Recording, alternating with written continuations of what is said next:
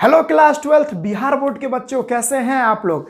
तो मैं आज आपके लिए ले आया हूं एक बहुत ही अच्छा सा पोयम जो कि लव पर बेस्ड है, उसका समरी। जो चैप्टर का नाम है sweetest love I do not गो, यानी यह जो पोयम है उसका क्या नाम है, sweetest love I do not गो। बहुत ही इसमें प्रेम की बातें हैं और बहुत दुख भरी बातें हैं जो बताई गई है, यानी जॉन डॉन के द्वारा बताई गई है। बहुत ही दर्दनाक, दर्द से भरा हुआ ये पोयम है जो कि जॉन डॉन के द्वारा लिखा गया है। तो आज जो हो ना, मैं पूरा तरह से एकदम आसान लैंग्वेज में एकदम छोटा समरी प्रस्तुत करने वाला हूँ। जो कौन सा पोयम है, sweetest love I do not गो, यानी पोइट्री सेक्शन का पहला ये चैप्टर है। ठीक है ना, क्या नाम है, sweetest love I do not गो। तो भाई आइए शुरुआत करते हैं इसका समरी पढ़ने का। वैसे भी हम लोगों के पास ज़्यादा समय नहीं है, तो उसी चीज़ को देखते हुए स्टार्ट करते हैं। पढ़िए लाइन बाय लाइन एकदम।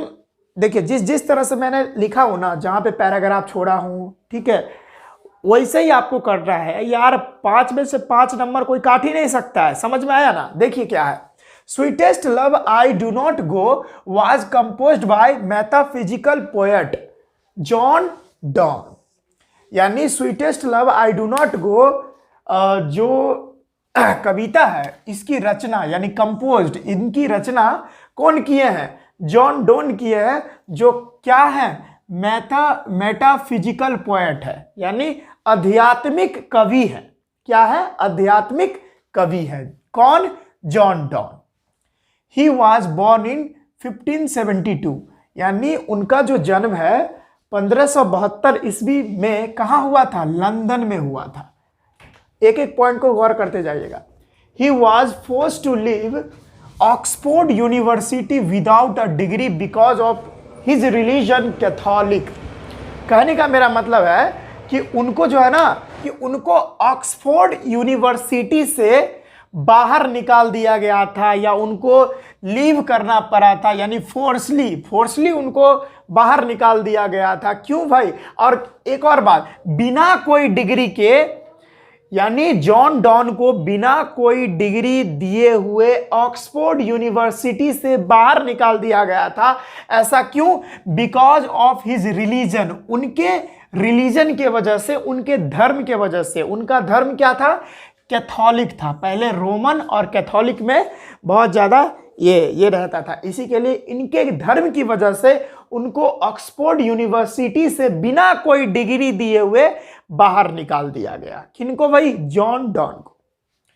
He is well non for songs and sonnets. वह जो है ना, सॉन्ग्स और सोनेट्स को लिखे जाने के लिए बहुत ही विख्यात थे।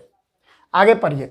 इन दिस लव लिरिक, देखिए लव लिरिक का मतलब होता है वैसा कविता जिसको गाया जा सके।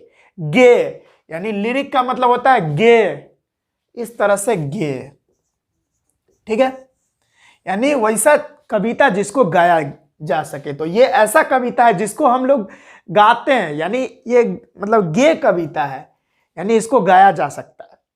तो इस लव लिरिक में द पोएट कॉन्सोलिंग मीन्स दिलासा दिला रहे हैं, ठीक है। तो इस लव लिरिक में the poet consoling his wife, telling her that he is going away not because he is tired of her or he wants a better woman। मतलब वह अपने पत्नी को बता रहे हैं, अपने पत्नी को ये विश्वास दिला रहे हैं, दिलासा दिला रहे हैं कि भाई मैं तुमसे दूर इसलिए नहीं जा रहा हूं, मैं तुमसे दूर इसीलिए नहीं जा रहा हूं क्योंकि मैं तुमसे थक गया हूं। ठीक है, मैं अपनी पत्नी को बोल रहा है कि भाई मैं तुमसे दूर इसलिए नहीं जा रहा हूं क्योंकि मैं तुमसे थक गया हूं, या मुझे कोई एक और बेटर वुमेन चाहिए, यानी एक सुंदर स्त्री चाहिए। ऐसा बिल्कुल भी नहीं है। मेरी बातों को ध्यान दीजिए। हमारे जॉन डॉन जो इस कविता के पोएट है, वो कह रहे हैं कि मैं तुमसे कुछ समय के लिए जुदा इसलिए नहीं हो रहा हूं क्योंकि मैं तुमसे थक गया हूं, या मुझे कोई एक सुंदर स्त्री की तलाश है। बिल्कुल भी नहीं, ऐसा बिल्कुल भी नहीं है। आगे, since he has to part with her one day, so he wants to rehearse to live separately for some time. वो कहते हैं कि चूंकि एक ना एक दिन तो हम लोगों को जुदा होना ही है, पार्ट मीन्स यहाँ पे जुदा होना, अलग होना, यानी एक ना एक दिन तो हम लोगों को जुदा होना ही है, इसीलिए मैं चाहता हूं कि भाई रिहार्स कर लिया जाए। रिहार्स मतलब क्या, अभ्यास कर लिया जाए। To live separately for some time, यानी कुछ समय तुमसे दूर रहने का रिहार्स कर लिया जाए, अभ्यास कर लिया जाए। जब मैं तुमसे अलग होऊंगा फ्यूचर में, तब भाई हमको अभी से अभ्यास रहेगा, तब ना उस दर्द को मैं झेल पाऊंगा। तो वो ये बताना चाह रहे हैं कि मैं तुमसे इसीलिए नहीं दूर जा रहा क्योंकि मैं तुमसे थक गया हूं, या इसीलिए नहीं जा रहा क्योंकि मुझे एक सुंदर और एक दूसरी औरत की तलाश है। ऐसा बिल्कुल भी नहीं है, क्योंकि बात यह है कि एक ना एक दिन तो मुझे तुमसे जुदा होना ही है। तो एक ना एक दिन मुझे तुमसे जुदा होना है, इसी बात का मैं रिहार्स कर रहा हूं। कुछ समय के लिए मैं रिहार्स कर रहा हूं, इसी के लिए मैं कुछ समय के लिए तुमसे दूर जा रहा हूं। समझ में आया ना? हाँ, बहुत ही दर्दनाक और बहुत ही गजब का पोयम है, सुनते रहिए। ही सेज द सन, वैसे ये पोयम नहीं है, इसका मैं समरी दिया हूं, ठीक है ना। अभी यार पोयम पढ़ने का उतना, उसका वर्ड लिखने का उतना हम लोगों के पास समय नहीं है, ठीक है ना। 20 से 25 डेज बचा हुआ है, आगे पढ़िए। He says the sun sets in the evening and rise again in the morning. वे फिर से कभी कहते हैं, हमारे जॉन डॉन कहते हैं कि ये जो सूर्य है वह शाम में डूबता है, सेट्स होता है यानी डूबता है, एंड राइजेज यानी उगता है, कब? मॉर्निंग में उगता है। वो बोल रहे हैं कि सूर्य जो है शाम में डूबता है और सुबह में उगता है, बट लेकिन it has neither sense nor desire. कहने का मतलब है कि सूर्य जो है इवनिंग में डूब जाता है और मॉर्निंग में उग जाता है, लेकिन वह जो डूबता है या उगता है उसके लिए उसके पास कोई सेंस ही नहीं है। उसको खुद भी नहीं पता है कि मैं क्यों उग रहा हूं, मुझे क्यों उगना है ना। उसके पास न तो कोई इच्छा है, न ही कोई प्रकार का सेंस नहीं है। वह तो उसका ड्यूटी है जो वो डेली करता है, ठीक ना। He assured her that he has sense and desire to come back to her, so he will come back sooner than the sun। और वो अपनी पत्नी को यह बताते हैं कि मेरे पास तो सेंस भी है और डिजायर भी है, इच्छा भी है और सेंस भी है वापस लौटने का, क्योंकि मैं तुम्हारे लिए वापस लौटूंगा। लेकिन सूर्य जो उगता है और डूबता है उसके लिए तो कोई सेंस ही नहीं है, ना ही कोई डिजायर है, लेकिन मेरे पास तो डिजायर है ना तुम्हारे प्रति। तुम्हें पाने की इच्छा है, तुम्हारे लिए ही तो मैं आऊंगा ना। तो वो एक डिजायर है मेरे पास और सेंस भी है, इसी के लिए मैं वापस तो आऊंगा। To come back to her he will come back sooner than the sun. और वो अपनी पत्नी को बताते हैं कि मेरे पास डिजायर भी है, सेंस भी है, और इसीलिए मैं सूर्य से भी पहले तुम्हारे पास वापस लौट आऊंगा।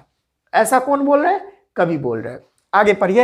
ही says that man's power is very weak. और यह भी कहते हैं कि मैंस का पावर, ये जो मनुष्य का जो पावर है, शक्ति है, वो बहुत कमजोर है। ही टेल्स हर हर यहां पे क्या, वो अपनी पत्नी को बोल रहे हैं, ठीक है ना। उनकी लेखक बोल रहा हूं मैं, ये जो कवि के वाइफ है उनको बोल रहे हैं। He tells her not to shed tears.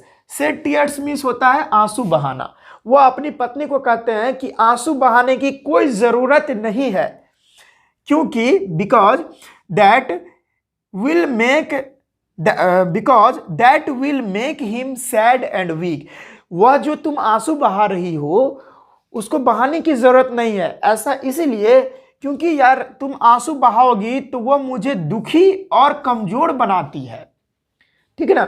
वो जो तुम आंसू रो रही हो, वो तुम्हारे आंख से जो आंसू गिर रहा है, बह रहा है, वह मुझे कमजोर और बहुत दुखी कर रहा है।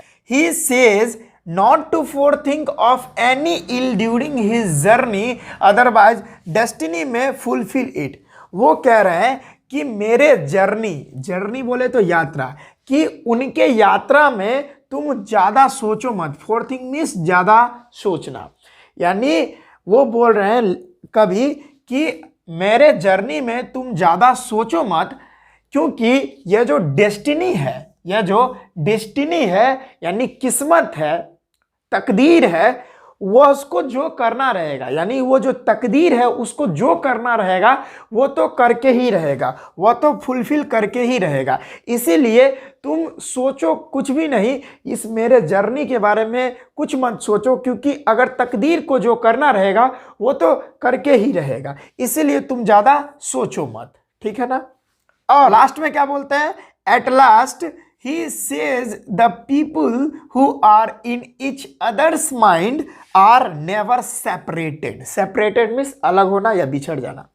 यानी लास्ट में कभी कहते हैं कि जो लोग एक दूसरे के माइंड में रहते हैं, दिमाग में रहते हैं, हृदय में रहते हैं, दिल में रहते हैं, वे कभी जुदा नहीं हो सकते, वे कभी बिछड़ नहीं सकते। ये लाइन तो बहुत ही गजब का था, बहुत ही मतलब गहराई थी इस बात में, ठीक है ना। At last he says the people who are in each others mind are never separated, यानी वो लास्ट में कहते हैं कि जो लोग एक दूसरे के दिमाग में रहते हैं, एक दूसरे के दिल में रहते हैं, वो कभी बिछड़ नहीं सकते, वे कभी जुदा नहीं हो सकते। तो यही था पोयम का समरी था। I sweetest love I do not go का समरी था। आई थिंक आपको समझ में आया होगा। बहुत आसान वर्ड का यूज किया हूँ जिससे आपको बहुत आसानी से समझ में आ गया होगा, कोई भी दिक्कत तो नहीं हुआ होगा, ठीक है बच्चों। तो इसको एक बार देख ले और स्क्रीनशॉट कर ले। आई थिंक आपने कर लिया होगा, कर लीजिए, स्क्रीनशॉट कीजिएगा तब ना उसके बाद लिख पाइएगा। चलिए कर लिया है, चलिए जी ठीक है बच्चों। तो हम मिलते हैं नेक्स्ट वीडियो में, पढ़ाई करते रहिएगा। All the very best.